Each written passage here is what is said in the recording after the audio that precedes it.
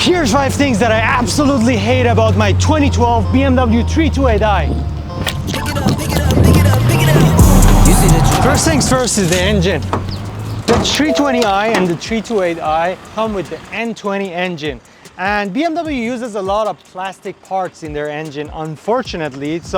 And this car is no exception. The charge pipe, the boost pipe, your diverter valve, your air intake, whatever you can just basically look at in this engine is made up of plastic, and plastic is prone to breaking. One thing that you can do in order to prevent this is to do what I did, which is to upgrade to aluminum parts. Parts like the FTP charge pipe and boost pipe. As for your air intake, your ARMA speed or MST air intake, GFP diverter valve. These are the things that are gonna help you hold more boost, first of all, and second of all, prevents these parts from failure and you being stranded on the road. So these plastic parts are prone to breaking because of the heat and the pressure that they're under. The second weakest link in this engine is the timing chain. These timing chains on these cars are prone to failure over 100,000 kilometers, so make sure you get that changed and fixed up. So another issue that I have with this engine is that it has no oil dipstick. So since it doesn't have an oil dipstick, you're gonna have to rely on electronics that BMW has placed in the car to measure your oil level. And so there are some issues that you may encounter. First of them being that your car has to always be in operating temperature for you to know the oil level. But the second issue is that you might get inaccurate readings if your oil level sensor has a problem. If you do get an incorrect reading, your car might be low on oil and you may never know about it, or your car might have too much oil. The car is gonna think that it has low oil and you're gonna keep topping up oil thinking there's no oil in the car, but you're gonna overfill the car, and that's another problem that you're gonna encounter. I don't want peace. I want problems always. Make sure that you have a good healthy oil level sensor, because if you don't, that's gonna be a big issue. Another problem that I absolutely hate about this engine is that you could have a lot of things that could leak oil. Few types of oil leaks that you might have with this car could be your valve cover gasket, your vacuum pump, your oil pan gasket, your fan belt gasket. Make sure that you get all of these checked, but it's a BMW and all BMWs leak oil, so what am I even talking about? So as you can tell, this car could have its own unreliabilities and issues, but the next thing that I absolutely hate about this car is how it sounds. Take a listen to this.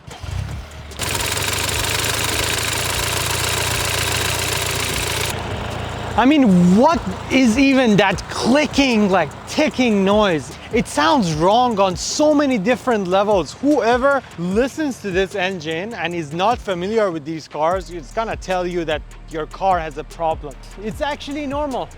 It's your direct injections. This car has a loud injector. Another sound related issue that I have with this car is the wastegate rattle. So if your car is old, that's a part of the rebuilding, or like any 2012 car would be right now, you're probably gonna have some turbo issues and your wastegate is gonna rattle. And the only way to fix that is by rebuilding your turbo like I did. So, yeah. So apparently 93% of you guys who watch these videos are not subscribed. So if you haven't subscribed, please make sure to subscribe and hit the bell. Bye. Wait, so you're gonna leave me right here? Yeah, you're not subscribed, so bye. Oh my God.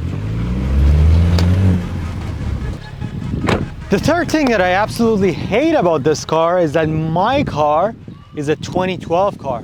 And what I mean by that is BMW introduced the electronic wastegate, or EWG, in mid-2013. Before that, they were using something called a pneumatic wastegate, if I'm pronouncing that correctly. So the wastegate is a part of your turbo, and the pneumatic wastegate is using vacuum to open and close the wastegate. But in an electronic wastegate, you're using electronics to open and close the wastegate. This results in the fact that the electronic wastegate is more precise. The pneumatic wastegate, like my car has, is less precise, and it has less boost in the top end power compared to the cars that come with the electronic wastegate. The fourth thing that I absolutely hate about this car is the steering feel.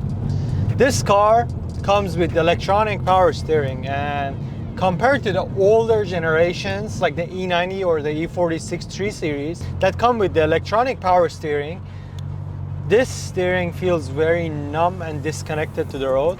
Even though this is very numb, I would still prefer this compared to the newer generation G23 series, because this still has some feeling in it that car is just too soft. But here's a few things that you can do to improve your steering feel in your F30. The first thing being having wider and better tires.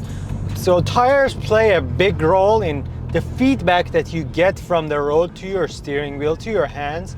So having wider tires means you have more track on the road, and having better quality tires help with the feedback that you get from the contact patch that you have with the road. Another way that you can improve your steering feel is by getting strut bars fitted to the front of the car. Changing your suspension from the stock suspension to aftermarket suspensions also helps with the steering feel. If you really want to go overboard, you can fit M3 lower arms, upper arms, control arms to your F30, and that is gonna really help you get a better feel through your steering wheel. It will still never feel like a hydraulic system. Another thing that I absolutely hate about this car is the handling, especially the body roll. Don't get me wrong, this car handles really well, but if you're going through some tight corners that could have some bumps in them as well, you're gonna experience a lot of body roll, which can be improved if you get some anti-roll bars fitted to your car.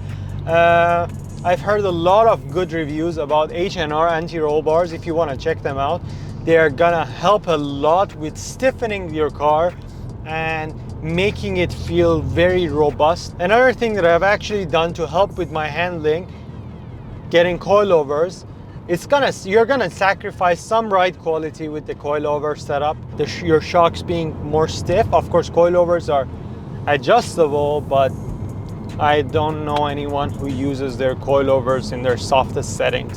So getting some H&R anti-roll bars, some coilovers, and wider tires again is gonna help improve your car drive 10 times better.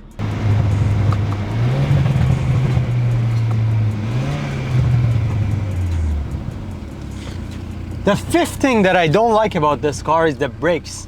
So this car comes with 330mm brakes in front and 300mm brakes in the back. Do these look like something that you would want on your rear brakes? These are so small, I don't even know why these are here. This car has 250 horsepower. With a simple stage 2 tune, you're gonna get around 300 horsepower, which is as much power as you would get out of a 335i. And the 335i comes with bigger, stronger brakes. So I don't think this is, a lot of you are gonna say, hey, stop complaining and get a 335. I understand. Hey, another mineral gray F30. You gotta understand that a lot of countries are not filled with 335i's, and you're gonna be stuck with a 2-liter. I don't think that these brakes are adequate enough for this car, and so I would suggest if you want to do anything crazy with your drives, of course on a close track, you should definitely upgrade your brakes, because these brakes, especially the rear brakes, are way too small. They fade and overheat quite fast, and I do not like them. These headlights look so ugly. Maybe you should upgrade them to the LCI model. I kind of want to feel offended, but I completely agree with him. So let me know in the comments if I should upgrade my headlights. These look horrible. The last bonus point that I want to give you is that this car, the interior, I feel like it's a little cheap. I said this in the last video with my 5 Series and you guys hated me for it. And this, and this, and this, and this. But I'm gonna say it again, because after the car has aged a little bit, when you hit bumps, you're gonna hear some creaks and noises. Like